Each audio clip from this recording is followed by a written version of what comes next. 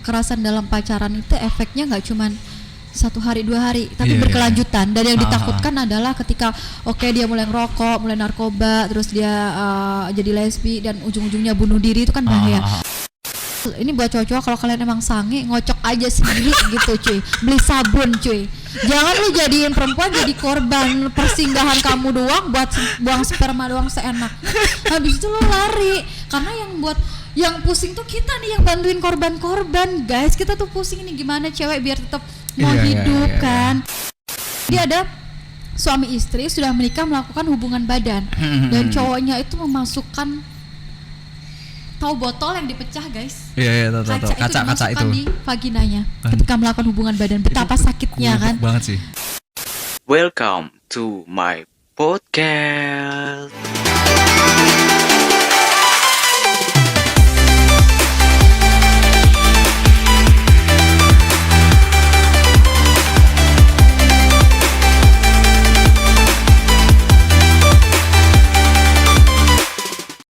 Oke, balik lagi di podcast Mahasiswa Project, dan kali ini kita kedatangan ini teman gue sih sebenarnya nih.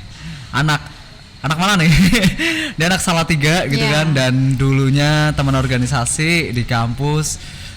Tak sebutin aja gak apa-apa kali ya Dik ya? Oh gak apa-apa. Dulu dia mantan ketua umum Kohati di Jawa Tengah ya, Batko Jateng DIY ya. Jateng DIY, nah, betul. Gitu. Nah nanti si Dika ini bakal berbagi pengalaman ketika dia mendampingi atau istilahnya apa ya Dik ya?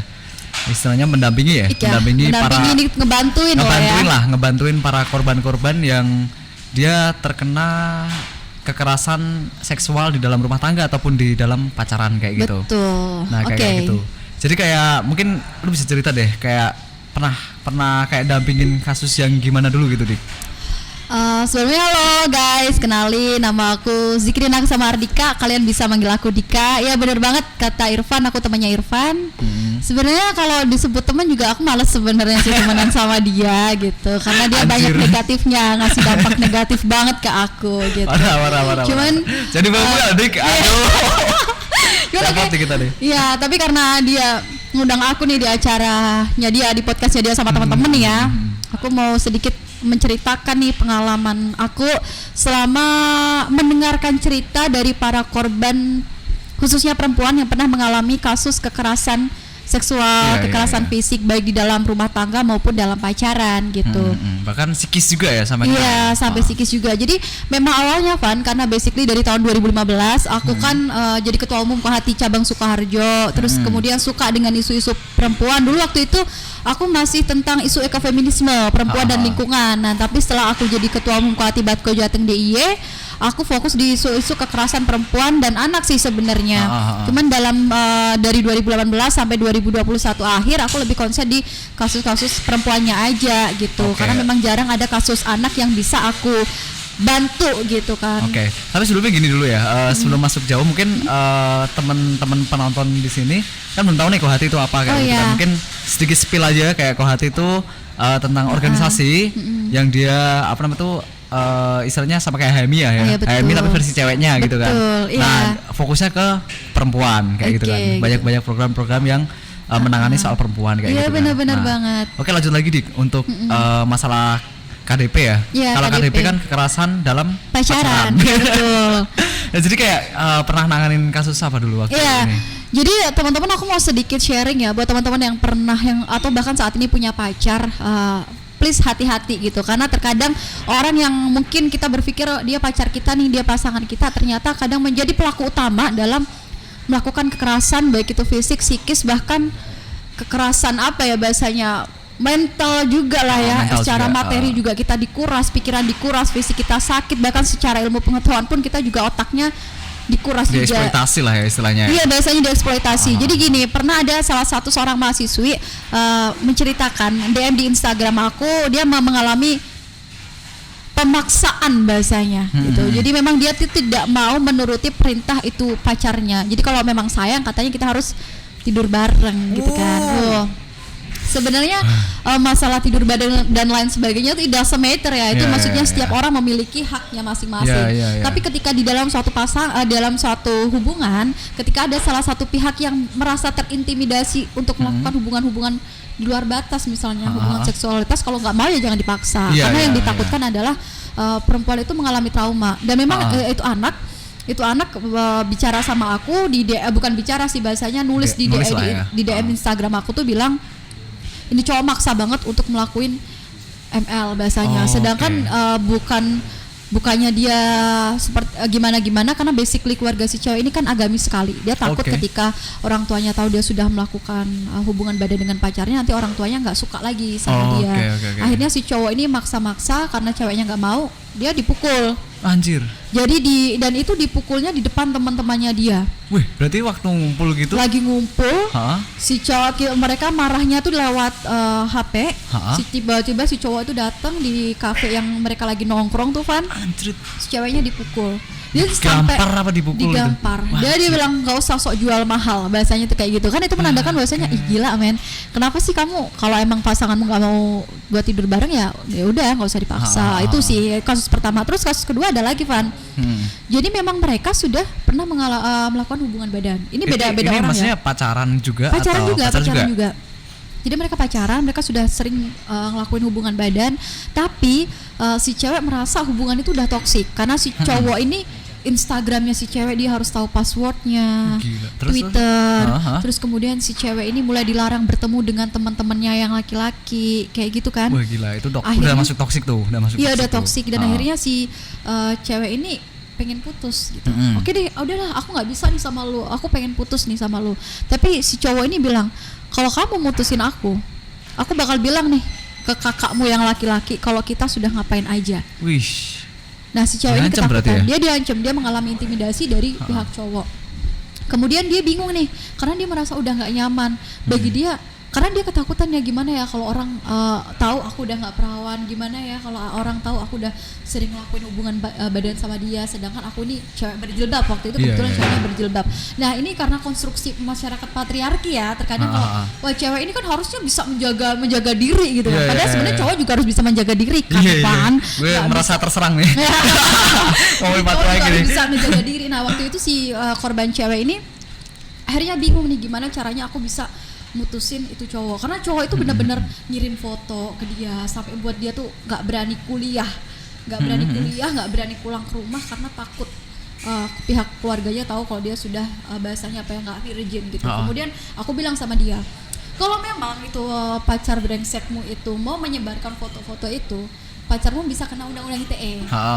Karena menyebarkan foto dan video tanpa persetujuan orangnya kan, itu bisa kena undang-undang ITE. Hati-hati ya teman-teman. Jadi kalau kalian mengintimidasi ini pacar kalian tuh hati-hati, bisa ketangkap juga. Dan akhirnya waktu itu aku bilang sama dia, putuskan dia baik-baik. Kalau memang dia masih mendatangimu, ayo sini kita bantu, kita laporkan ke LBH, kita datangi LSM perempuan biar kamu bisa nanganin kasus bersama gitu. Karena memang dia benar-benar trauma. Jadi setelah dia berhasil putus, dia tuh nggak mau kenal lagi sama cowok. Dia mengalami ketakutan, dia merasa aku nanti ada nggak ya cowok yang masih mau nerima aku yang udah nggak virgin ini. Wah, itu pikiran-pikiran kayak gitu pasti ada ya. Iya, ada nggak ya calon mertua yang bakal menerima aku sebagai menantunya yang walaupun aku belum menikah tapi udah nggak virgin. Nah itu pikiran-pikiran itu yang akhirnya membuat dia tuh mentalnya down. Dia udah berhenti kuliah 1 semester, kemudian dianya udah apa ya bahasanya semua kegiatan organisasi dia nggak ikut. Dia termasuk salah satu aktivis juga sih, cuman karena masih anak-anak mungkin ya, jadinya dia memang belum terlalu berani speak up. Dan terkadang mohon maaf nih, ketika ada korban yang menceritakan kasus-kasus pelecehan yang dialami atau kasus-kasus dia mengalami kekerasan dalam pacaran, nggak semua orang tuh welcome dengan cerita dia. Bahkan ada korban bener. Sudah jadi korban, dia disalahkan asal siapa kamu pacaran sama dia. Nah itu kan malah mematikan. Berarti kamu udah nggak virgin dong. Nah ini malah diomongin, jadi seolah-olah itu adalah sebuah aib yang perlu dikonsumsi publik gitu loh. Padahal maksudku masalah virginitas, perjaka atau tidak, itu urusan dia sama Tuhan gitu. Kita sebagai manusia tidak bisa mengintimidasi lu nggak suci hanya karena kamu sudah pernah berhubungan badan walaupun kalian belum dalam tahapan menikah. Tapi konstruksi pemikiran orang-orang di sekitarnya kan beda dengan apa yang ada di pikiran kita kan. Iya benar-benar. Mungkin kita bisa tuh open minded dengan hal kayak gitu. Betul. Tapi lingkungan kan nggak tahu kalau kayak gitu kan. Benar-benar. Tapi anyway, kenapa cewek itu akhirnya pertama kali kok dia akhirnya mau gitu kan dengan ini? Apakah memang treatment cowoknya mengancam?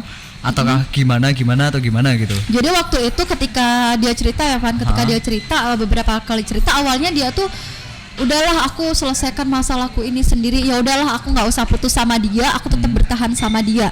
Tapi kemudian aku sama teman-teman tuh berusaha, ini udah toxic relationship nih, kamu udah ngalamin kekerasan nih, karena kenapa kamu masih mempertahankan laki-laki yang sebenarnya tuh dia tuh justru membuatmu menjadi apa ya, manusia yang tidak berkutik, hanya karena masalah kamu sudah pernah tidur sama dia gitu kan. Satu akhirnya itu bucin ya nggak? Bucin bisa aja, dia memang bucin. Jadi gini, karena bukan bucin sih, dia merasa kayak gini, aku udah banyak hal ngelakuin nih, hal-hal yang pernah dia lakuin kan. Maksudnya dia tidur, dia memang mengakui kalau tidur nggak cuma sekali 2 kali, sering gitu, karena emang dia tinggalnya satu kos bersama, satu kos bareng. Jadinya memang, dan dia memang menginginkan sudah mengakhiri itu udah lama, karena dia merasa aku selama jalan hubungan sama dia kok isinya seks doang, nggak ada perkembangan positif ke dia. Ya akhirnya waktu itu kita ngasih tahu dia tuh nggak cuma sekali 2 kali, nggak langsung dia mau ya, bertahap. Itu sampai hampir 2 bulan kita ngasih tahu, akhirnya dia memberanikan diri dan oke, kita putus aja. Nah itu setelah dia bilang putus, cowoknya nggak terima, cowoknya juga, apa kamu pengen aku sebar ini ke dosen-dosenmu, ngancam gitu juga. Dan akhirnya dia cerita ke kami mendatangin itu laki-laki dan bilang, Mas, kalau Mas menyebarkan hal-hal yang tidak disepakati sama salah satu pihak, Mas juga bisa nih kita penjarakan juga, bahasanya gitu. Akhirnya si cowok juga ketakutan, ya udah akhirnya memang bukan putus baik-baik ya, langsung putus. Tapi si cewek mengalami trauma yang sangat hebat. Sampai sekarang ini cewek nggak punya pacar sampai detik ini, udah 4 tahun. Udah 4 tahun ya? Udah 4 tahun, nggak berani jalan hubungan sama cowok. Iya. Tapi memang repot juga ya kalau ngomongin kayak gitu ya. Jadi kayak aku lihatnya memang harus di zaman sekarang apalagi ya, harus agak hati-hati sih sama cowok. Kadang memang baik gitu kan. Kadang-kadang juga di balik baiknya itu juga ada maksud tertentu kayak gitu. Iya. Itu repot juga loh kalau kayak gitu kan. Jadi gini Van, selama aku bukan ikut mendampingi lah ya beberapa kasus kekerasan dalam pacaran. Ada kenapa sih pihak perempuan yang paling dirugikan? Karena pertama adalah perempuan ini rata-rata rugi secara kecerdasan intelektual. Kenapa begitu? Jadi gini, anak-anak pacaran nih, apalagi teman-teman mahasiswa dan mahasiswi, kadang kan kita punya tugas banyak, tugas kuliah. Iya benar. Bayangin ada salah satu korban yang dia itu disuruh ngerjain tugas-tugas kuliah si cowok. Bayangin, dia kan jadi capek kan, dia udah jalan hubungan tapi dia juga capek pikiran. Yang bukan jurusannya harus dikerjain itu cewek. Mata kuliah yang bukan jurusannya harus dikerjain. Itu yang pertama, itu masalah rugi secara kecerdasan intelektual ya. Yang kedua adalah rugi secara material kan. Jadi memang terkadang ada beberapa kasus yang aku ikut dampingin, si cewek itu uangnya selalu dimintain sama pihak cowok. Gila. Jadi alasannya karena orang tua si cowok belum kirim duit. Ya namanya mahasiswa, orang tua kan kadang ngirim duitnya telat ya guys ya. Bener. Tapi bukan berarti tiap hari lu harus mintain duit pacar lu yang cewek gitu kan. Si cewek rugi. Ada juga korban itu sampai jual laptop, gadein emas dari mamahnya, digadein cuma demi menghidupi si laki-laki yang menurut aku nggak seberapa gitu. Gak worth it lah ya. Iya, nggak worth it untuk diperjuangkan. Terus setelah rugi materi, dia adalah rugi secara fisik.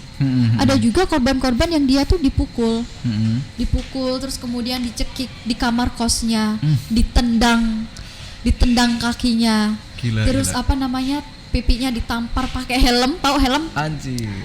Betapa sakitnya kan. Nah, itu kerugian secara fisik. Yang terakhir adalah kerugian secara psikis. Kalau rugi fisik itu luka berdarah, itu bisa kita obatin. Tapi kalau rugi secara psikis itu Van, traumanya tuh bisa lama sembuhnya, paham nggak? Dan lukanya itu nggak bisa langsung bekas, kering, masih membekas, dan dia masih mengingat apa yang telah dilakukan sama si cowok-cowok yang tidak berkelas itu. Iya, kadang-kadang malah bahkan bisa jadi kayak dia ngelihat cowok yang mirip dengan mantannya aja udah langsung keinget gitu kan. Memorinya langsung keseret ke masa lalu gitu kan. Iya. Apalagi kadang ucapan-ucapan cowok, ada juga korban yang aku dampingin itu dikatain lontel loh, udah nggak virgin aja belagu. Emang ada laki-laki yang mau sama kamu? Itu kan akhirnya membuat korban takut menikah. Betul. Terus psikisnya kena ya. Iya, psikisnya kena. Dan itu untuk bayar kita ke psikiater, ke psikolog kita tidak murah gitu loh. Betul. Kita perlu biaya juga. Jadi memang buat teman-teman ya, untuk teman-teman mahasiswa dan mahasiswi, hati-hati nih kalau kalian pacaran, karena tidak semua orang yang bilang I love you, I miss you, aku sayang kamu lahir batin itu bisa menjadi pelindung utamamu. Terkadang mereka menjadi pelaku, justru pelaku terdepan untuk dalam melakukan kasus-kasus kekerasan. ini ya, Iya betul, Van. Tapi gini Dik, kadang-kadang itu kan orang itu nggak sadar kalau dia itu ini tuh masuk ke dalam toxic relationship loh gitu kan. Iya. Nah repotnya kan itu kadang-kadang mereka udah terlanjur kayak tadi bucin, terus kemudian terlanjur udah diserahin semuanya gitu kan. Terus sama cewek cowok ini akhirnya mereka pun kayak masa ini gue akhirin, siapa tahu nanti bisa menikah. Nah pikiran-pikiran kayak gitu tuh masih banyak Dik.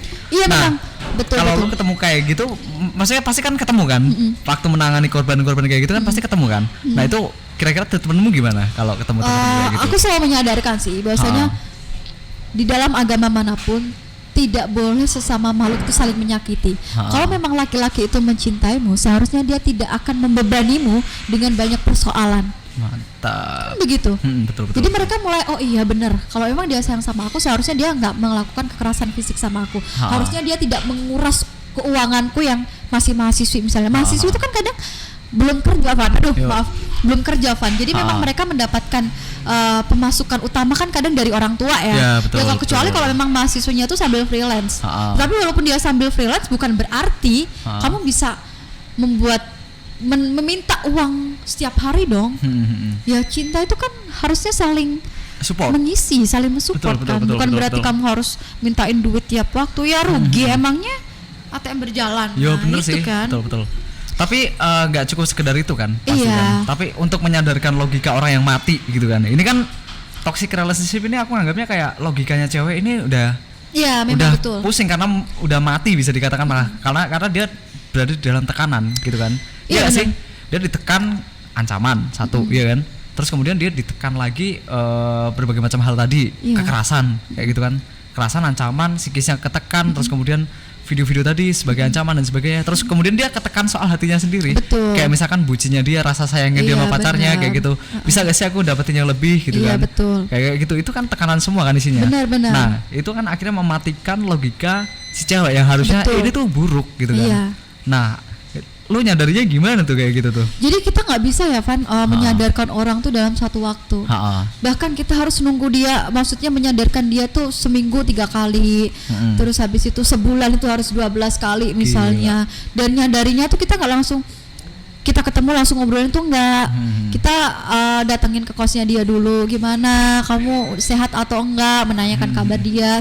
Kita tuh nggak pernah yang namanya mancing duluan untuk kamu putusin aja dong pacarmu, enggak. Biarkan mereka cerita dulu sendiri dulu ke kita, baru kita selalu ayo diudahin gitu aja. Iya, dan kita bahasanya apa ya? Kita kayak mempertontonkan beberapa video-video para perempuan tangguh yang berhasil keluar dari toxic relationship. Kan banyak tuh di YouTube video-video yang ini perempuan pernah loh mengalami kekerasan, baik kekerasan dalam rumah tangga atau kekerasan dalam pacaran, tapi dia berhasil tuh keluar dari hubungan toksik itu. Dan memang nggak gampang, Van. Karena sekali lagi ya, kalau udah ngomongin cinta tuh benar-benar membutakan semua orang, guys. Jadi kita ngomong udah cowokmu tuh nggak ganteng, cowokmu tuh bukan nggak ganteng sih, cowokmu tuh jahat. Kayak kalau udah namanya cinta, itu benar-benar nggak bisa nyadarin, guys. Kita yang nggak bisa nyadarinnya sekali 2 kali, bertahap. Itu benar-benar bahkan ada cewek yang kita sadarkan tuh sampai hampir setahun baru dia benar-benar sadar kalau dia tuh korban dari toxic relationship. Bener, kadang-kadang itu kalau misalkan ya orang udah bucin banget parah banget sama pacarnya,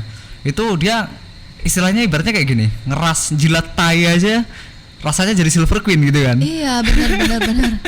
Dan ini bahaya sih, Fanta. Yang ditakutkan adalah begini ya, kenapa aku bukannya tidak pro pada laki-laki gitu. Ketika laki-laki menjadi korban dalam kekerasan dalam pacaran, aku pun juga akan berpihak gitu. Tapi memang kebanyakan korban kekerasan dalam pacaran tuh kebanyakan perempuan. Dan kenapa aku berpihak kepada para perempuan? Yang pertama adalah begini, ketika dia mengalami kekerasan dalam pacaran nih dari pacarnya, dia bisa aja yang awalnya dia tidak suka ngerokok, tiba-tiba dia beralih ke rokok. Oh, itu efek sampingnya ya? Efek sampingnya, dia ngerokok. kemudian yang nggak biasa clubbing tiba-tiba di clubbing, dia mulai minum vodka, mulai minum Red Label dan lain sebagainya. Tahu.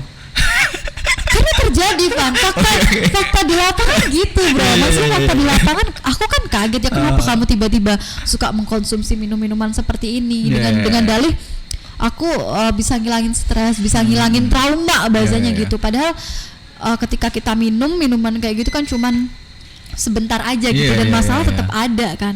Karena trauma hati itu, trauma batin nggak bisa dihilangkan dengan kita minum minuman. Betul. Seperti itu. Ya gitu. Pasti efeknya cuma sementara lah ya. Sementara, iya. Dan itu juga gak baik. Nah, repotnya nanti kalau misalkan udah gini, dalam minuman itu kan ada level tuh. Awalnya mungkin kecil-kecil dulu, soju. Habis itu Captain Morgan, Amer, kawan-kawan. Wah, udah sampai tinggi banget gitu kan. Nah, ketika udah tinggi banget, repotnya kalau nyampe ke narkoba. Iya benar. Nah ini yang ditakutkan. Jadi memang dampak efek samping dari para korban ini kalau kita nggak segera kita gandeng, mereka bisa terjun ke hal-hal seperti itu. Dan yang paling berbahaya adalah ketika mereka dalam tahap ingin bunuh diri. Wah iya itu bahaya banget sih. Nah itu sih. Jadi itu bahaya banget sih. Yang paling membahayakan itu teman-teman. Jadi tolong dong buat laki-laki nih, jangan sampai kalian melukai perempuan, karena takutnya adalah teman-teman perempuan yang menjadi korban kalian itu sampai tahap bunuh diri. Atau kalau nggak tahap bunuh diri, dia bisa menjadi lesbi.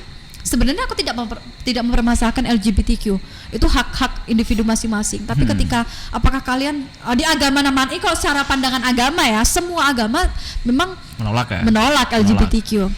Tapi kalau secara HAM LGBTQ itu tidak simetri gitu, karena memang itu hak masing-masing. Tapi coba bayangin teman-teman, seandainya nih ada seorang perempuan yang awalnya nggak lesbi, karena kalian sakitin dan jadi lesbi, apakah kalian tidak merasa berdosa atau kalian merasa biasa aja gitu? Gini. Gue pernah ketemu yang kayak ginian. Jadi gini, dia awalnya gak tahu ya, normal kayaknya. Dia cerita ngomongnya, aku punya pacar tuh cowok mas dulu gitu kan. Dia terbuka banget sama gue gitu kan, cerita gitu kan. Nah terus habis itu dia awalnya cerita gitu kan. Aku dulu punya pacar cowok dan cowok ganteng, masih kasih fotonya aku. Ini, wah gila ganteng banget gitu. Sama gue gantengan dia gitu kan. Kamu juga ganteng sih Van sebenarnya. Iya sih sebenarnya. Dia juga ngakuin sih. Nggak, terus lanjut ya. Nah terus kemudian dia ini mengalami kekerasan seksual gitu kan. Nah jadi kayak waktu itu kayak dia itu disuruh ke tempat orang yang punya latar belakang agama gitu kan, yang baik lah istilahnya kayak gitu. Nah terus kemudian di sana dia tuh digrepe sama ininya, digrepe kayak gitu kan istilahnya. Terus habis itu mau dimasukkan itu kan. Nah habis itu dia nolak nih.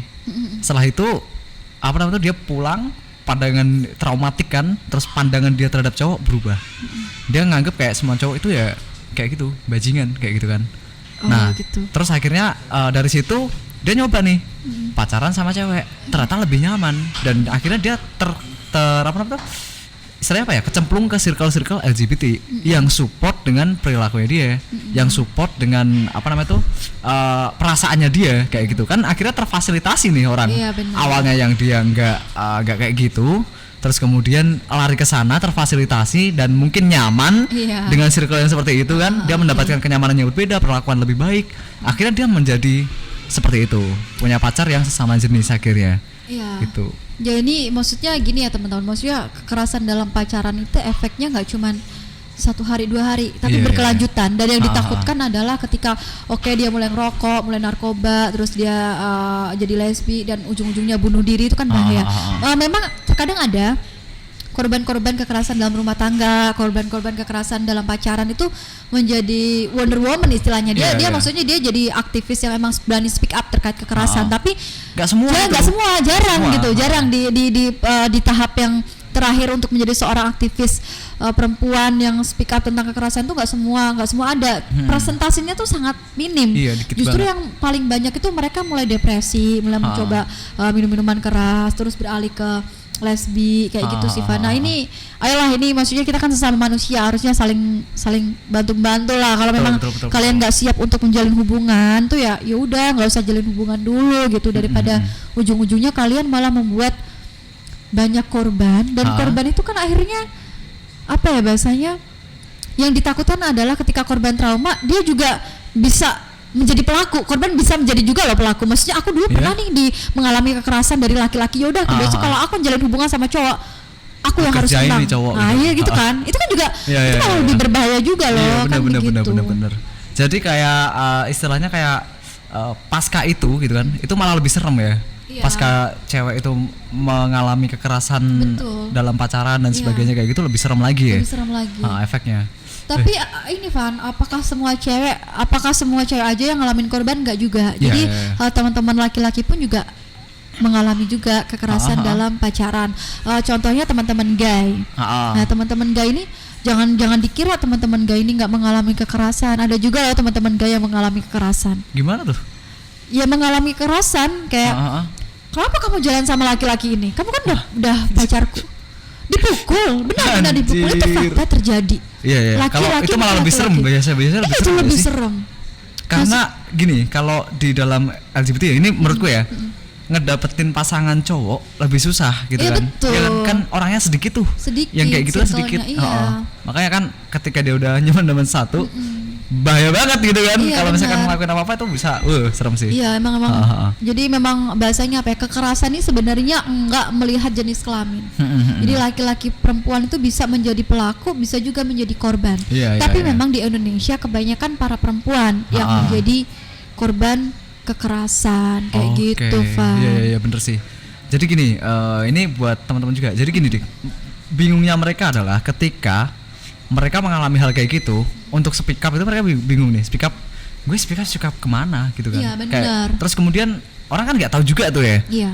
Mau speak up gimana, kemana, ngubungin siapa, cerita sama siapa, efek sampingnya apa, mereka udah bingung banget. Nah, mungkin lu bisa kasih info gitu kan ke teman-teman semuanya yang ada di sini. Kalau misalkan teman-teman mengalami kekerasan dalam pacaran, teman-teman mengalami kekerasan dalam rumah tangga ataupun apapun gitu kan.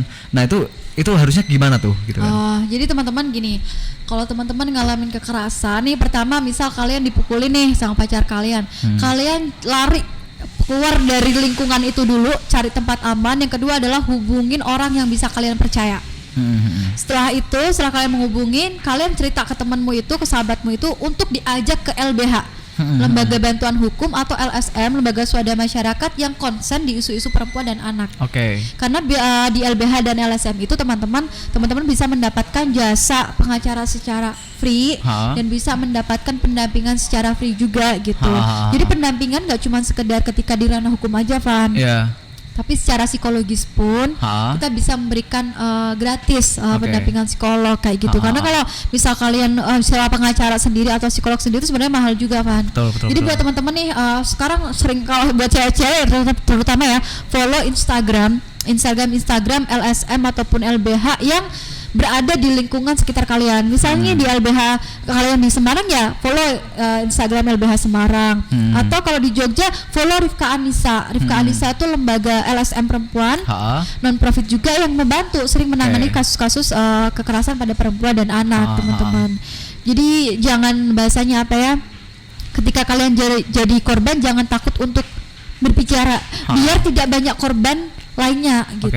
Karena kalau ada satu perempuan yang speak up, biasanya banyak perempuan-perempuan lain yang berani speak up gitu. Bisa juga nanti kalau misalkan teman-teman bingung gitu kan, nanti aku informasiin di deskripsi, nggak apa-apa sih. Nanti nggak apa-apa, follow IG-nya Dika juga nggak apa-apa. Nanti tak kasih spill juga, follow Mahasiswa juga nggak apa-apa. Pokoknya hubungin antara kita juga nggak apa-apa. Mau hubungin Mahasiswa atau mau hubungin Dika, nanti kita sambungkan. Gitu. Nanti bisa kita sambungkan dengan orang-orang yang lebih kompeten untuk urusin itu. Iya, benar. Gitu. Itu sih paling kayak gitu ya untuk korban-korban. Kalau misalkan kalian pengen speak up dan takut, DM aja, nggak apa-apa, nggak usah takut gitu, nggak usah takut untuk speak up gitu. Betul. Dan Van gini ya, apakah kekerasan dalam pacaran itu hanya berlaku ketika kita pacaran aja gitu? Nggak juga, Van. Bahkan setelah putus pun, kita kita bisa melakukan kekerasan. Misalnya si orang-orang itu bisa melakukan kekerasan juga ya? si sebut saja ya, si Bambang sama si Mawar pacaran nih, terus putus nih guys, udah putus, si Bambang nggak terima diputusin. Bahkan Maret 2022 kalau teman-teman baca berita ada loh, salah satu oknum laki-laki udah diputusin sama ceweknya, dia membakar. Posisinya sudah mantan pacar nih. Mantan pacar dan dibakar, Van. Itu kan gila banget sih. Kalau namanya sayang itu nggak akan melukai, tapi itu benar-benar udah putus dan dibakarnya hidup-hidup. Gila sih. Itu udah gak nalar sih, itu gila banget itu. Akhirnya kasus-kasus berita-berita seperti itu kadang juga membuat para perempuan-perempuan tuh kayak takut untuk menikah. Terus takut ketika para korban membaca berita itu juga jadi keinget kasusnya dia juga misalnya itu kan bahaya gitu. Padahal ada banyak banget mungkin orang yang di luar sana gitu kan mengalami kekerasan dalam pacaran gitu kan. Itu serem banget sih, sumpah. Setelah putus pun juga masih bisa mengalami kekerasan dari setelah mantan putus pacar. pun bisa juga ya. Mantan emang agak gimana gitu ya mantannya. Serem. Iya memang. Dan yang paling karena ini perkembangan teknologi sih, kan biasanya kadang ini buat cewek-cewek ini hati-hati. Kan biasanya kalau pacar kalian tuh pap dong gitu kan. Pap dong waktu kamu misal kalau kalian nggak berjilbab tiba-tiba pap dong yang foto yang nggak berjilbab yang pakai tank top doang, atau ketika kalian emang udah nggak berjilbab foto dong waktu kamu bugil misalnya. Itu hati-hati, terkadang foto-foto seperti itu bisa dijadikan ancaman. Bener banget itu. Ini itu kekerasan gender berbasis online. Ini yang khawatir kan gini dik, kadang-kadang nggak disadari sama banyak orang. Sekarang kan ada tren kayak gitu kan, pap dan sebagainya kayak gitu kan. Nah gini, pikirin dong, coba berpikir secara logis gitu kan. Betul. Ketika lu ngirim pap dengan kayak gitu kan, pikirin masa depanmu lah. Iya benar. Lu sekarang mungkin mahasiswa gitu kan, ataupun pelajar, ataupun someday ketika lu udah lulus ataupun lu jadi orang gitu kan. Nah, pikirin di saat itu ketika lu sukses dan sebagainya, lu bisa jatuh loh dengan kayak gitu. Nah, tolong dipikirin, ini berbahaya banget soalnya ketika masih kita usia remaja kayak gitu kan. Terus kemudian sering ngirim-ngirim kayak gitu. Ketika misalkan kita berkarir di politik kayak gitu kan. Bagus nih gitu kan karirnya, tiba-tiba dihancurin pakai itu. Hancur kan langsung karirnya. Betul banget. Makanya kan itu bukan hanya di karir politik ya, dimanapun. Makanya kan tolong jangan kirim hal-hal kayak gitu. Apa-apa sebagainya, itu berbahaya banget karena data digital itu bahaya banget untuk saat ini. Jejak digital itu nggak pernah hilang guys. Nah makanya kan itu bahaya banget, makanya jangan sampai lah kirim-kirim kayak gitu. Kalau misalkan mau ngirim pap ya yang waktu rapi lah kayak gitu kan. Waktu rapi aduh aja. Itu bahaya banget sumpah. Karena sebenarnya gini ya Van, kalau memang teman-teman mahasiswa dan mahasiswi atau teman-teman anak Gen Z lah ya, kalau benar-benar sayang tuh dia nggak akan memaksa pasangannya untuk melakukan hal yang kurang baik. Iya harus approval dua-duanya kan. Iya benar Van. Kalau misalkan mau kayak gituan ya, kalau nggak mau ya jangan. Kalau misalkan dia mau, kita mau kayak gitu, ya itu urusan masing-masing gitu kan. Kalau seragam tapi resiko ya Pak. Tapi gini Dika, ketika lo udah berani kayak gitu, berarti lo udah konsekuen dengan tanggung jawabnya, gitu kan. Harus berani komitmen dengan tanggung jawabnya. Kamu jangan seolah-olah aku yang sudah melakukan nih bahasa. Enggak lah anjir. Enggak lah. Orang berspekulasi yang negatif nih terhadap aku. Enggak, gue enggak framing ya, tenang aja. Gue enggak framing aman. Memang jadi gini teman-teman. Maksudnya di dalam agama manapun Van, perzinahan itu tidak boleh, emang nggak boleh gitu. Dan terus gimana Kak kalau udah terlanjur nih, kita udah terlanjur melakukan hubungan badan, yang saya sarankan untuk teman-teman adalah coba cek kesehatan kalian. Nah minimal itulah ya. Minimal cek kesehatan kalian kena HIV/AIDS atau enggak, kalian kena penyakit menular seksual lainnya atau enggak. Karena di rumah sakit tuh menyediakan, enggak cuma di rumah sakit, di puskesmas kalian pun juga bisa gitu cek darah untuk ngecek HIV atau AIDS. Itu bisa gitu. Ya. Kenapa aku tahu? Karena waktu itu aku pernah ikut mendampingi beberapa cewek yang memang dia sudah mengakui kalau dia udah beberapa kali melakukan hubungan badan, dan aku cuma bilang, ayo kita periksa aja supaya kita tahu kamu kena penyakit menular seksual atau enggak. Karena yang ditakutkan, karena kalau HIV/AIDS itu kan kayak orang normal bro. Betul. Gak ketahuan gitu ya. Gak ketahuan kan. Ya, makanya hati-hati nih teman-teman. Bukan berarti kalian sehat, kalian terhindar dari HIV/AIDS ya yang udah melakukan hubungan badan. Coba dicek dulu gitu. Bukan mencampuri urusan pribadi kalian sih, tapi ya kita sama-sama meminimalisir lah ya penyakit-penyakit menular seksual kayak gitu teman-teman. Iya bener itu bener banget sih. Maksudnya kalau misalkan lu kayak gitu, istilahnya kayak melakukan hubungan badan, ya konsekuensinya harus siap ditanggung gitu kan. Apapun itu, kayak misalkan resiko hamil kayak gitu kan di luar nikah, terus kemudian penyakit dan sebagainya, itu harus siap ditanggung karena lu udah berani untuk kayak gitu gitu kan. Makanya kan harus dipikir matang-matang ketika kan banyak tuh kadang-kadang cewek-cewek sekarang itu pengen kayak penasaran, penasaran gitu kan. Gue nggak tahu tuh pengaruh lingkungan, pengaruh media atau pengaruh apapun yang nge-framing bahwasanya gaya hidup seperti itu disahkan gitu kan. Gaya hidup seperti itu menjadi tren atau mungkin anak muda banget kayak gitu kan. Nah, salahnya kita kan mengamini itu kan, kayak misalkan kayak hidup bebas itu adalah tren masa kini kayak gitu kan. Nah, terus banyak mayoritas orang mengamini itu yang di kota-kota besar kayak gitu kan. Betul. Nah, otomatis yang misalkan orang-orang yang akhirnya awalnya itu dia terkungkung atau apa kayak gitu kan, ingin nih penasaran kayak apa sih rasanya gitu kan. Nah, akhirnya malah kesana gitu kan, arahnya kesana juga. Iya, nah, otomatis kan bahaya juga nih. Akhirnya dia menjadi apa namanya tuh nggak perawan dan sebagainya. Terus akhirnya malah makin liar kayak gitu. Itu juga bahaya juga kayak gitu. Sih. Sebenarnya gini ya, ada beberapa masih anak-anak sih Van. Jadi waktu itu ada satu anak waktu itu dia masih SMA. Dia dihamilin. SMA dihamilin sama banyak. pacarnya yang kalau itu banyak sih. Pacarnya yang kuliah. Pacarnya udah kuliah terus. Kuliah dan si cowoknya nggak mau tanggung jawab. Aduh, terus gimana? Ya akhirnya si keluarga cewek menuntut untuk si cowok ini bertanggung jawab dan menikahi. Tapi dari aku sih bilang, kenapa kita harus menikahkan laki-laki yang tidak bertanggung jawab kepada anak perempuan itu? Itu malah bahaya loh. Itu malah berbahaya, betul. Iya kan? Malah bahaya kan? Dia bisa mengalami KDRT juga. Nah, akhirnya itu masalahnya. Waktu itu keluarga si cewek sepakat ya udah tidak usah dinikahkan, tapi keluarga si cowok harus bertanggung jawab dengan membantu perekonomian biasanya untuk kebutuhan bayi lah ya. Iya. Tapi sampai sekarang pun juga dia cuma bertahan setahun aja sih Van. Maksudnya si cowok itu cuma mau bantu si cewek setahun, setelah itu ya dia lari dari tanggung jawab. Nah ini yang sekali lagi yang dirugikan siapa? Perempuan. Makanya kenapa aku selalu berada di pihak perempuan, karena di masyarakat yang patriarki ini posisinya perempuan yang selalu salah. Soalnya salah siapa kamu tidur sama dia lah? Gimana mau tidur juga sama-sama suka gitu loh. Paham gak sih? Si cowok kan juga yaudah nih, ayo kita tidur bareng. Si cewek bahasanya gimana ya, anak-anak muda kan, tergoda juga kan. Ya udah gitu. Tapi sayangnya terkadang masyarakat patriarki ini tidak mau berpihak pada korban gitu. Seolah-olah ya udah kalau cowok mah santai aja kan, nggak ada jejak. Kalau perempuan ini kan melahirkan, benar. Harus membawa anaknya juga. Benar banget. Wah, kurang ajar sih. Bukan berarti aku nggak suka sama mendiskreditkan laki-laki ya, tidak.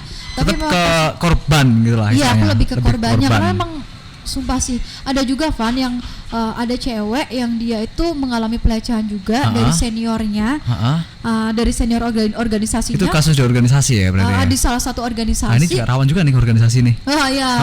Nah karena salah satu senior, jadi gini. Kan orang nggak percaya masa sih senior yang ngomongnya baik kan di depan publik itu narasinya gitu kan? Keren banget nih ngomonginnya Al-Quran dan Al-Hadis kan ya. Masa sih dia pelaku kekerasan, masa sih dia grepe-grepe, masa sih dia megang payudara, ngemes payudaranya si junior kan nggak mungkin. Orang kan nggak mungkin, lo nya aja kali yang kegatalan, kamunya sih pakai jilbab nggak menutup dada. Hello, nggak bisa kayak gitu bos, nggak bisa. Jadi memang terkadang ketika ada orang di aktivis ini sendiri ya, di lingkungan aktivis sendiri, ketika ada orang yang mau speak up tentang kasus kekerasan seksual, pelecehan seksual misalnya, itu juga ada intimidasi juga. Jangan dong, nanti organisasi kita yang kena. Gitu. Padahal ketika kita mempertahankan laki-laki yang tidak bertanggung jawab itu di organisasi, justru akan merusak organisasi itu sendiri. Betul. Buat apa kita melindungi para pelaku pelecehan seksual kan? Dan nggak mungkin korbannya cuma satu, bisa jadi dia melakukan itu kepada perempuan lain. Terus intimidasi karena dia senior, jaringan juga Dika. Iya, benar. Jaringan kayak gitu kan, main-main jaringan kayak gitu kan, itu kan serem banget kan. Karena mungkin dia punya kekuasaan gitu kan di lingkungan senior, punya powernya lebih kuat. Semua temannya dihasut atau apa yang ini, itu kan bisa aja kan, pengkondisian lah kalau kita bilang ya. Ditata lah biar seolah-olah dia difitnah, padahal emang dia pelakunya. Nah ini maksudku gila banget sih. Kalau emang kalian tuh, ini buat cowok-cowok, kalau kalian emang sange, ngocok aja sendiri gitu cuy, beli sabun cuy. Jangan lu jadiin perempuan jadi korban persinggahan kamu doang buat buang sperma doang seenak. Habis itu lu lari, karena yang pusing tuh kita nih yang bantuin korban-korban guys. Kita tuh pusing ini gimana cewek biar tetap mau hidup kan. Kan ini termasuk FWB nih, makanya kenapa aku paling nggak sepakat sama FWB, karena yang dirugikan tuh pihak perempuan, Van, serius. Dan kita yang bantuin korban-korban ini yang bingung, cowok-cowok mah santai-santai aja, nyebat, minum, bungkus aja cewek. Lah kita yang ngebantuin korban, cuy, kita pusing kan. Ini mempertahankan nama orang ini gimana caranya? Iya. Gitu. Dan apa ya, kalau cowok-cowok kurangin lah ya konsumsi video-video bokep yang nggak seberapa itu, daripada kalian konsumsi video bokep. Bukankah lebih baik kalian apa kayak nonton apa sih wejangan-wejangan ustadz atau pendeta kan, biar lebih menenangkan rohani kalian okay. gitu, biar kalian lebih dekat dengan Tuhan. Siap. Kan kita nggak tahu bos masalah. Betul. Masalahnya gini, anak muda ini terkadang terlalu santuy banget nih, kayak aku masih muda, seolah-olah dia tidak akan mati. Ya coba bayangin kalau kalian lagi ngocok tiba-tiba malaikat mau datang. Cuy, gimana bos? Lu mati nih. Kalian lagi ngelakuin hal ini senonoh bahasanya kan. Ini kan bahaya apa? Ini baru Dika ini. Nggak gitu memang. Nggak, ini maksudnya nasihatin teman-teman aja ya. Oke, Maksudnya oke, cowok-cowok nih please dong. Kalian mah enak, kitanya nih loh yang ngebantu korban tuh yang aduh. Iya benar. Bukan berarti kita yang dampingi korban ini kita strong. Kita juga bisa kena efeknya. Jangan-jangan semua laki-laki begitu ya. Jadi kayak kita juga takut untuk menikah gitu loh bro. Sampai sekarang ya. Iya sampai sekarang ya, salah satunya itu sih. Kenapa aku gak nikah sampai sekarang, karena takutnya begitu. Oke. Kalau mungkin pacaran dia masih Efek baik-baik samping. aja. Iya. Anjir gila banget. Aku pernah cerita nggak ya sama Irfan. Jadi ada suami istri sudah menikah melakukan hubungan badan dan cowoknya itu memasukkan, tahu botol yang dipecah guys? Iya tahu. Kaca itu di vaginanya ketika melakukan hubungan badan. Betapa sakitnya kan? Banget sih. Ya itu makanya akhirnya hal-hal seperti itu loh. Orang yang mendampingi korban tuh bukan berarti orang-orang yang strong. Kita tuh berusaha kayak positive thinking terus.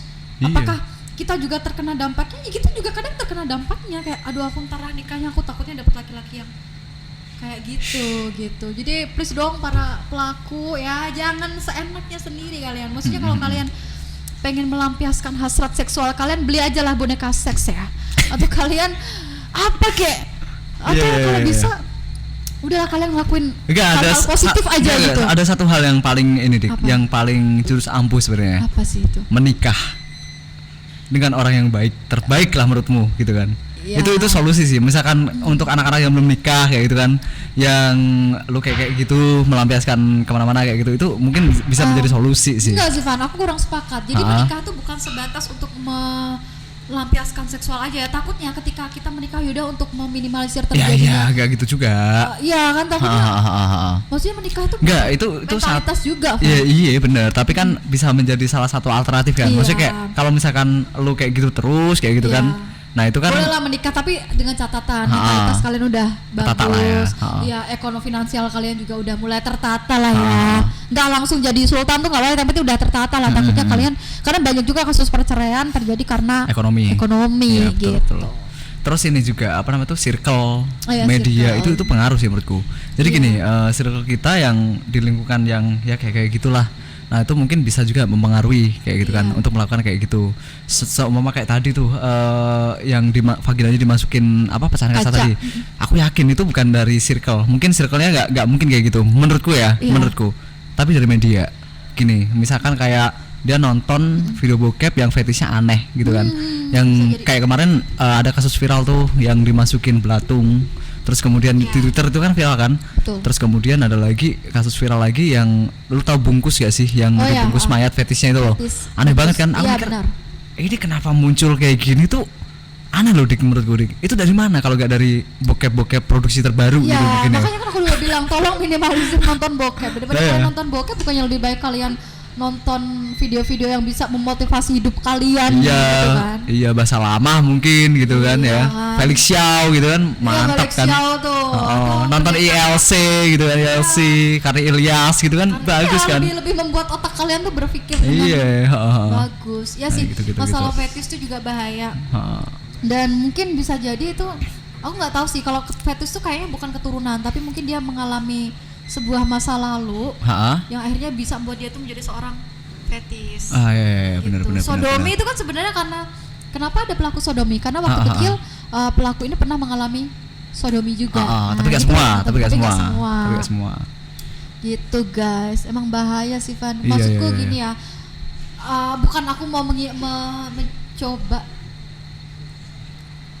Bukannya aku mau mencoba mencampuri urusan pribadi anak-anak Gen Z itu enggak, tapi cuman meminta kalian untuk berhati-hati aja karena bener. Kadang cewek ini kadang kalau udah dibilang aku sayang kamu nih, aku cinta kamu nih, kamu cuman cewek satu-satunya yang bisa buat aku nyaman. Ingat teman-teman, laki-laki tuh lihai dalam merangkai narasi dan diksi. Jadi untuk membolak-balikan hati kalian tuh gampang ya para cewek. Hati-hati banget. Karena kalau kalian sudah terbuai, kalian jadi korban dan kalian trauma. Ngilangin traumanya ini yang itu yang susah. Ya mungkin ini deh, kayak obrolan-obrolan kita kayak gini tuh kayak bagi mereka mungkin yang kejebak toksik gitu, apa sih sampah gitu kan. Iya. Tapi ketika nanti dia sadar, dia bakal ngerti tuh. Dia bakal ngerti tuh. Benar. Biasanya kayak gitu emang. Soalnya ya gimana logikanya mati gitu kan, susah kan. Ya namanya gitu. jatuh cinta ya. Maksudnya kan kita juga pernah mengalami masa-masa iya, pernah cinta juga. banget nih gitu. Tapi benar. Setelah kita pakai logika kadang tuh ya ini nih salah nih. Jadi makanya kalau jatuh cinta tuh jangan 100% kalian pakai perasaan doang. 50% kalau bisa 70% tuh logika kalian. Betul. Apalagi cuma masih dalam tahap pacaran. Iya, bener banget tuh. Harus kayak gitu. Harus logis juga gitu kan. Iyalah. Jangan sampai kalian pacaran tapi kalian rugi finansial, terus rugi psikis, rugi bahasanya intelektual juga. Kalian memanfaatkan kalian untuk ngerjain tugas-tugas pacar kalian. Itu kan menurut aku bodoh gitu loh. Iya, bodoh itu. Berarti cowokmu bodoh, ngapain kalian mau pacaran sama laki-laki bodoh kan gitu. Iya benar. Jadi gini teman-teman, kalau aku sih selalu nasehatin teman-teman cewekku ya, kalau cowoknya ngekos aja masih minta duit orang tua, rokok aja masih joinan sama temennya, udah tinggalin aja. Cowok nggak berguna kayak gitu, cowok nggak berguna. Karena itu akan jadi beban hidupmu. Ya kecuali kalau emang dia udah mampu secara finansial, dia cerdas dan dia macarin kamu, izin ke orang tuamu, itu juga nggak apa-apa juga. Tapi terkadang ya teman-teman, ada juga kasus dia sudah mendatangi orang tuanya tapi dia tetap melakukan kekerasan. Dan kekerasannya nggak cuma fisik aja sih, kayak kekerasan, kamu nggak boleh nih mainan sama dia, kamu ngapain jam 10 masih di luar, kamu harus pulang. Nah padahal kan kadang jam 10 malam teman-teman mahasiswa ada aktivitas organisasi misalnya. Nah itu kan toksik banget deh, putusin aja. Kalau perlu nggak usah pacaran aja deh gitu. Kalau kalian belum siap dengan batin kalian tersiksa, nggak usah pacaran aja gitu. Jomblo juga asik kok, tetap bisa hidup, menikmati hidup dengan happy. Bener banget itu. Makanya gini, mungkin nih kita sambil closing kali ya Dik ya. Jadi kayak kalau gue sendiri mikirnya gini sih, buat cowok juga gitu kan. Buat cowok, kalau misalkan lu jangan pernah kepikiran bahwa semua cewek itu bisa gitu kan. Iya benar. Nah itu kadang-kadang cowok itu berpikiran kalau wah ini bisa kayak gitu kan. Tapi di satu sisi lu harus mikirin gitu kan. Ini tuh anak orang, ini tuh manusia gitu loh. Dan dia punya kehidupan, dia punya kehidupan yang lebih baik gitu kan. Jadi kayak jangan pernah mikir, walaupun memang ada beberapa cewek yang sabi gitu kan. Tapi ada juga orang-orang yang benar-benar clean gitu kan. Tolong jangan dirusak gitu. Gitu. Ini kamu ngomongnya sadar gak sih Man? Aku kaget tuh guys, Irfan bisa ngomong kayak gitu. Gila, sadar lah goblok. Oke. Kalau di kapan nih pesannya nih? Sama buat perempuan ya, aku kan tadi buat laki-laki. Sama buat perempuan satu aja deh. Jangan bego waktu pacaran gitu.